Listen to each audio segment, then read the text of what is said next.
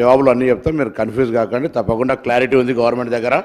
మేము మీ లెక్క కుటుంబ సర్వే సకల సర్వే బొంబాయికి రమ్మని, బస్తుల రమ్మని, ఎక్కడికైనా బుడ్రాయి దగ్గర అన్నట్టు అన్నికి చెప్పినట్టుగా మళ్ళీ మేము వినండి సార్. మీరు చెప్పినప్పుడు విన్నా కదా, మళ్ళీ మీరు ఇంత సీనియర్ సభ్యులుగా మీరు అట్లా మీకుండే కన్ఫ్యూజన్స్ అన్నీ తీసే బాధ్యత మాది.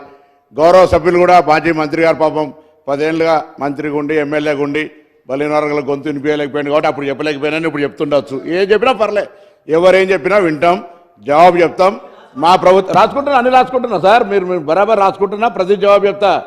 అదేం పర్వాలేదు, జవాబు చెప్తాం. మా ప్రభుత్వం రెడీగా ఉంది, చిత్తశుద్ధితో ఉన్నది. మీరేమైనా సలహాలు చెప్పారు పాత మేనిఫెస్టోలకు సంబంధించిన చెప్తే దానికి సపరేట్ చర్చ చేయండి, దానికి సంబంధించి ఒక సమయం అడగండి, షార్ట్ డిస్కషన్ నోటికి అని అది చేయండి.